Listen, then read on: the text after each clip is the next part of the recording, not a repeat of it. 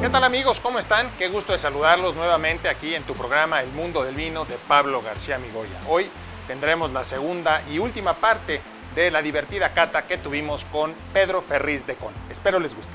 Y bueno, pues amigos, vamos a hablar un poquito de este vino rosado.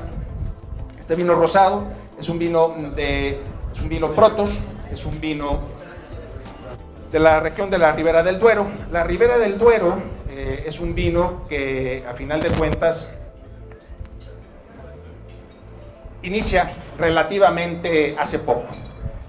Ya la formación formal inicia en 1982. La explosión de producciones de vino y cuando llama la atención en el mundo fue en la época de los 70s, pero es hasta 1982 cuando un grupo de empresarios deciden formar la denominación de origen Ribera del Duero. Y es curioso este vino Protos porque ellos tenían el nombre de Ribera del Duero. Su bodega se llamaba Bodega Ribera del Duero. Y ellos se dieron el nombre para que la denominación de origen pudiera tener ese nombre.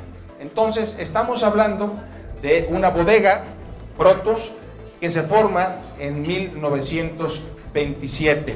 Esta bodega es una de las bodegas más antiguas, que sus inicios o sus pininos, vamos a llamar de esta manera, están precisamente en las entrañas del castillo de Peñafiel, precisamente en la ciudad de Peñafiel, y es en las entrañas porque este castillo corona una meseta que domina todo el valle de Peñafiel, un valle muy fértil, pero ellos entraron en esas entrañas para tener la temperatura ideal, Pedro. En esa época era imposible tener una temperatura controlada a menos que fuera bajo tierra. Por ejemplo, en la zona de Aranda de Duero, tenemos una zona de más de 7 kilómetros de túneles, ¿no? donde se producía el vino para poder tener una temperatura controlada y que los vinos no se echaran a perder en el momento de la fermentación, Pedro. Entonces, hay otra cosa muy importante. En la Ribera del Duero, la denominación de origen solo permite dos tipos de vino, que es el tinto y el rosado. No existen vinos blancos en la Ribera del Duero. Y hay que hacer otra mención. En la antigüedad, mucho tiempo antes de 1970, estoy hablando de principios del siglo XX, la zona de Ribera del Duero realmente era famosa por sus vinos rosados, no por sus vinos tintos. Entonces, esto hace una referencia de que hasta la fecha, los vinos rosados de Ribera del Duero, y ese es uno de mis puntos de vista, son uno de los mejores vinos rosados de España y creo que del mundo también. México debería de ser un país netamente de vino blanco y vino rosado, por una cuestión cultural, por una cuestión un tanto cuanto quizás de una ignorancia, a lo mejor mezclada con un machismo. El vino tinto es el que lleva una dominancia prácticamente de cada 10 botellas, son casi 8 botellas de vino tinto por 2 de blanco, espumoso y rosado. Esta proporción no debería de ser, ya que la mayoría de los platillos mexicanos, la mayoría de las temperaturas de las regiones donde vivimos en México se prestan para poder hacer los maridajes y poder beberse fríos, como es el caso de los vinos blancos y los vinos rosados. Permite la introvisión, por llamarle de esa manera, de otras uvas francesas, como es el caso de la Cabernet Sauvignon, de la Merlot y, bueno, también que es francesa, aunque su principal desarrollo se llevó a cabo en Argentina, que es la Malbec. Y ustedes se van a preguntar por qué, a diferencia de La Rioja, por ejemplo, ¿no? Donde La Rioja dice, momento, aquí solamente es tempranillo y algo de garnacha, algo de mazuelo. Bueno, es que la tempranillo o tinta del país, como se le denomina en la Ribera del Duero, por sus características de suelo y de temperatura, forma vinos mucho más potentes. Los vinos tintos de la Ribera del Duero son los vinos más longevos de España. Son vinos que duran mucho tiempo, que son muy fuertes. Por eso tu personalidad es de un vino de Ribera del Duero, Pedro. Entonces,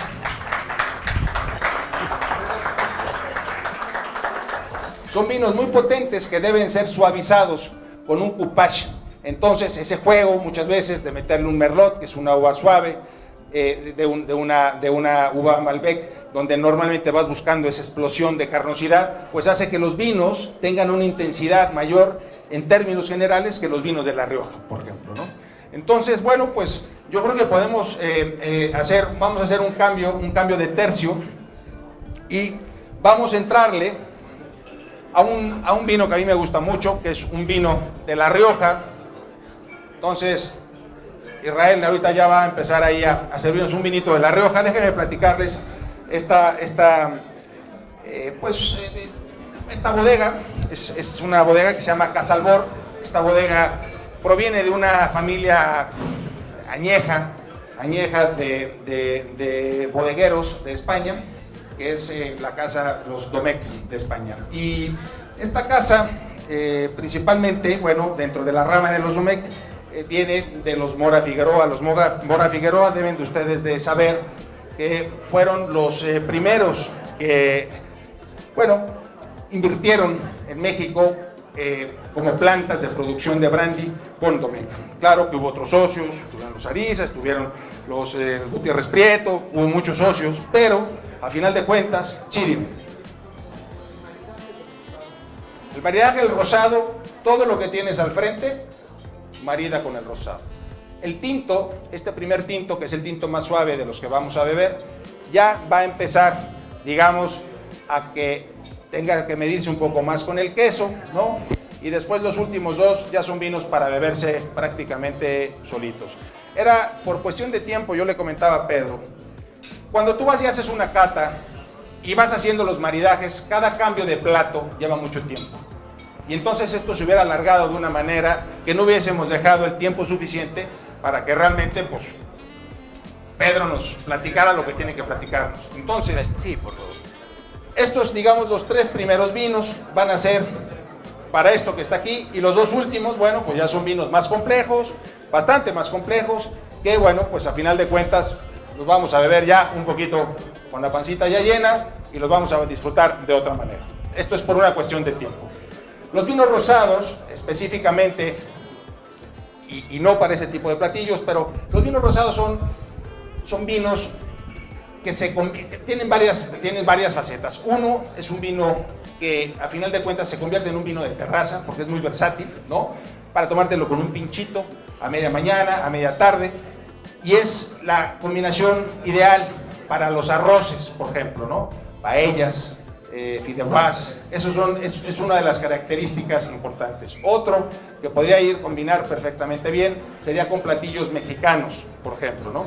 Platillos mexicanos que tuvieran unas salsas con una acidez, no, el mole no. El mole, si tú te fijas, lo único que no tiene es acidez, es una salsa dulce, pero sí las salsas verdes, por ejemplo, ¿no?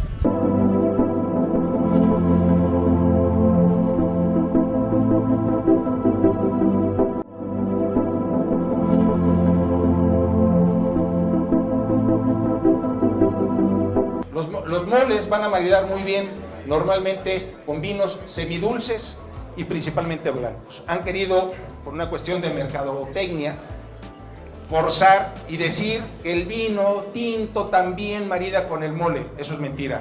Los taninos de un vino tinto es imposible que mariden con un chocolate y, además de todo, con los diferentes tipos de chiles que lleva un mole.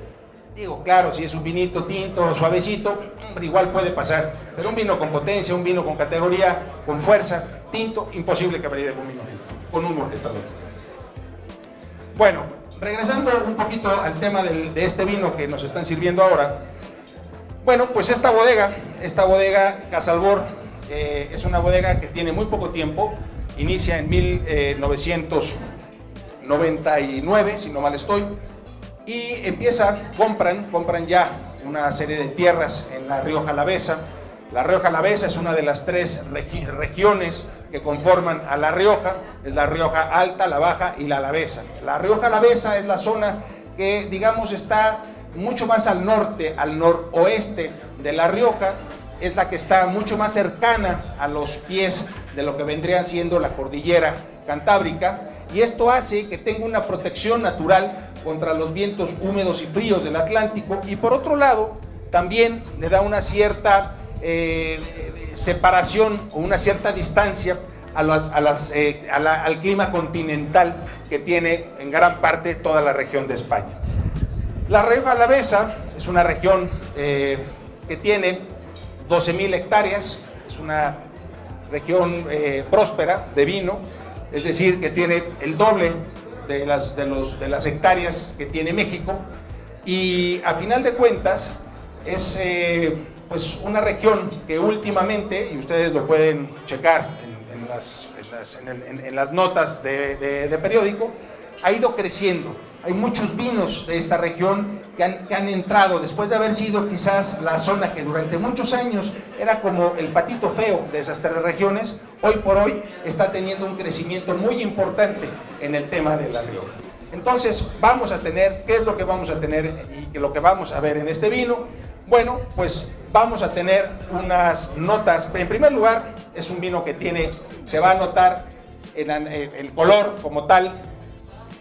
Ya tiene las notas naranjas en la corona de la copa. Este vino, a final de cuentas, ahí ya nos está pues dando aviso del tiempo en barrica. Es un vino que tiene 18 meses en barrica. Es un vino 100% tempranillo, pero con una característica. Es un vino que se cosecha casi ya llegando al límite del tiempo óptimo para cosecharse, buscando la maduración. Es por eso que ustedes van a ver en las paredes de su copa, van a ver las lágrimas. Esas lágrimas de glicerina son lágrimas muy marcadas, son lágrimas que denotan una maduración. Siempre que ustedes vean en un vino lágrimas muy marcadas, esto significa que la uva fue muy madurada. Este vino, a final de cuentas, en la nariz vamos a notar dos características importantes de los nuevos Riojas, y es, uno, la presencia muy marcada de una madera francesa, porque no tiene esa madera fuerte con la que estábamos acostumbrados, de la madera americana con coco, ¿no? Que era demasiado... Y aquí tenemos una madera más finita, una maderita más avainillada, y que a final de cuentas, bueno, pues, de alguna manera vamos a tener esa sensación de suavidad y que nos permite disfrutar mucho más la fruta. Estos son los vinos modernos de La Rioja. El maridaje de este vino ya está en el límite con esto que traemos en la comida. Ya en algunos casos puede ser que ya se haya pasado de potencia, pero bueno, al final de cuentas está en ese límite, y lo que vamos yo creo que a resaltar de este vino es su frutosidad. Es un vino que ya lleva una tendencia mucho más moderna en la parte de la fruta. Pedro. Perdón. Ya los últimos dos ya no son vinos más que para tomarse solos. Son vinos no para beberse solos, pero que ya no, digamos, que no hacen el maridaje perfecto con lo que tenemos enfrente, sino que ya son vinos donde bueno, pues ya vamos a beberlos ya un poco más por un análisis organoléptico puro de esos dos vinos, más que de un tema de ya de meterlo en una complicidad con el maridaje y todo esto. Pues aquí estamos viendo una gama muy interesante. Sí. Y al mismo tiempo, sí hay vinos modernos que tienen... Yo he visto corchos que son ahora de plástico, esos que... Sí he visto. Muy buena pregunta. Mira, los vinos que son jóvenes, como pueden ser la gran mayoría de los blancos, muchos de los vinos tintos, que además de todo están diseñados para beberse de una manera pronta, por llamarla de esa manera, realmente el hecho de ponerles un corcho natural es utópico, no sirve para nada. Los corchos naturales, su función es esa microoxigenación que generan con el exterior y el interior de la botella. Entonces, cuando tú vas a tener muy poco tiempo, realmente esa microoxigenación no va a tener ningún sentido. De hecho, ni siquiera va a llegar a generar un efecto en el vino. Y además de todo, esos vinos, esa microoxigenación, el principal beneficio que va a hacer es en los vinos que ya han tenido una crianza en la madera. Esos vinos lo que van a hacer es generar macromoléculas, ¿no? que van a unir muchos de los taninos que están y van a formar taninos mucho más complejos. Esa es la función que tiene la oxigenación. Entonces, estos vinos que son jóvenes, muchos de los vinos blancos no tienen madera y los jóvenes tampoco, no tiene sentido.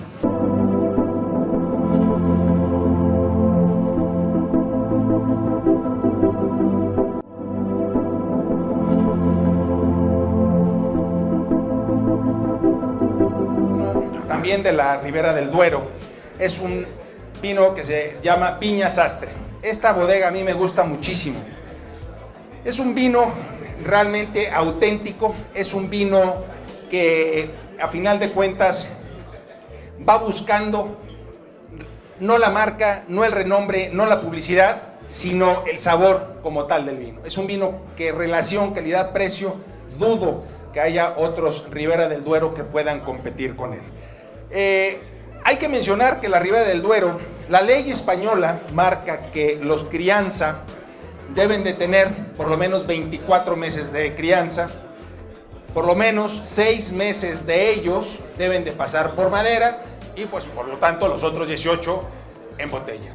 La denominación de origen de Ribera del Duero dice no, nuestros vinos, no me importa la legislación española, nuestros vinos deben de pasar, si son crianza, por lo menos 12 meses en barrica y después los 12 meses de botella, si es que yo no le quiero dar más. Esto hace una diferencia importante muchas veces en el precio contra los vinos, otros vinos de La Rioja. ¿Esto por qué? Pues porque el tiempo, o sea, el dinero en el tiempo de añejamiento, de crianza en el vino es mayor en un Ribera del Duero bajo términos similares que en un Rioja, independientemente de la mercadotecnia, pero este es un tema. Entonces, este vino, aunque ustedes van a ver que está tasado como un crianza, es un vino que tiene 13 meses de madera. Esto es, tiene 7 meses más de lo que la legislación española pide como mínimo para poder estar en el mercado. Entonces, ustedes lo van a sentir, es un vino que ya se siente con compota, es un vino que tiene una intensidad de color propia de los Ribera del Duero. Todos los Ribera del Duero tienen una intensidad muy fuerte, un color purpúreo muy importante. Y esto hace, bueno, pues que a la vista, la verdad, que sean hermosos. Y van a sentir una suavidad en la boca y un retrogusto, la realidad, bastante interesante en la parte de esa terminación, ¿no? Digamos que es como esas personas que nunca se pueden olvidar. Bueno, pues en los vinos es lo mismo, ¿no? Esa parte de retrogusto, dices, son vinos largos. Entonces, este vino yo lo recomiendo muchísimo para, pues sí, platillos un poco más fuertes que esto que estamos ahora nosotros degustando, pero que a final de cuentas, ya un poquito con la pancita llena, podemos ya beberlo y disfrutarlo perfectamente, Pedro. Las paellas, ¿con qué es lo mejor acompañarlas? Una paella que es producto de lo que encontraron los españoles en la guerra, sí, los tropiezos. Sí. Bueno, Pedro, yo te diría que qué tipo de paella. Hay paellas que son totalmente marineras, hay paellas que son totalmente de monte. Entonces, para paellas totalmente marineras, un fino, por ejemplo, el vino que bebimos al principio va fantásticamente bien, un vino rosado va fantásticamente bien, pero cuando ya empezamos nosotros a combinar en una paella, ya pues a lo mejor diferentes tipos de carnes y darles un poco más de fuerza en ese guiso, yo creo que ya tendríamos a irnos a un vino tinto joven. Eso yo creo que es el maridaje perfecto para una paella. Dependiendo si lleva más marisco o un poco más de carne, estás fluctuando entre un blanco, un fino, hasta un tinto joven. ¿Las fabadas? La fabada, yo creo que ahí iría definitivamente con un crianza. La fabada ya tiene una corpulencia, un guiso que ya lleva un cocimiento que hace que la concentración de la salsa se vaya a un crianza, no más de un crianza, No más. Porque si no, ya te llevas los sabores. Hasta ahí te quedas. Muy bien. Un vino, mira, la regla general es, todo vino que haya tenido madera, todo vino que haya tenido debe decantarse. Que haya tenido madera en su crianza. Entonces, desde un roble, en ese momento tú ya debes de decantarlo.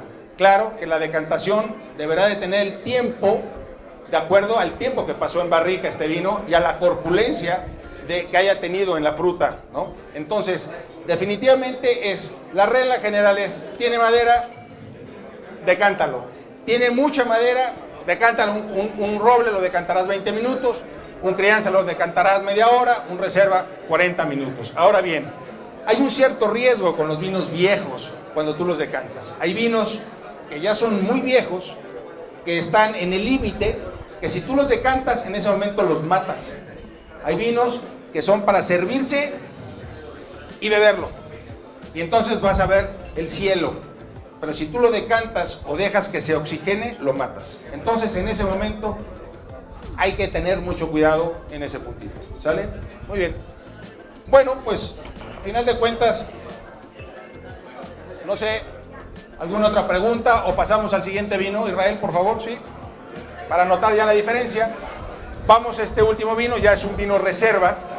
Este vino es un vino que tiene 18 meses de madera, perdón, 24 meses de madera y 36 de botella. Este ya es un vino, ya es otra cosa. Ya es un vino con un carácter especial, es una personalidad ya muy, muy definida. Muy hecha.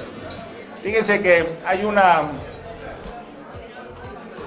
yo creo que, dime qué vino bebes y te diré qué persona eres. Entonces, ahí va muchísimo la forma en la que la personalidad de las personas se empata o empatiza con los diferentes vinos, ¿no? O sea, los vinos reserva van a ser pues para vinos de gente que tiende hacia la intelectualidad, hacia la practicidad, por ejemplo, ¿no? En cambio, los vinos rosados, pues a la gente vivaz, a la gente divertida, a la gente joven, que le gustan los colores. La gente de los vinos blancos es gente un poco más pasiva, es un poquito más, digamos, que le gusta discernir un poco más las cosas. Y es así, analízalo y vas a ver. Por ejemplo, el champán. El champán, a la gente que le gusta, pues es gente vivaz, es gente glamorosa, es gente que está todo el tiempo pensando y viendo de qué manera estar generando ese glamour, porque ese vino tiene eso, esas chispas, esas estrellas, ¿no? Pues es lo que te forman. Entonces, tu personalidad se identifica con ese vino. Entonces, esa es una realidad. Por eso las personas se parecen a los vinos.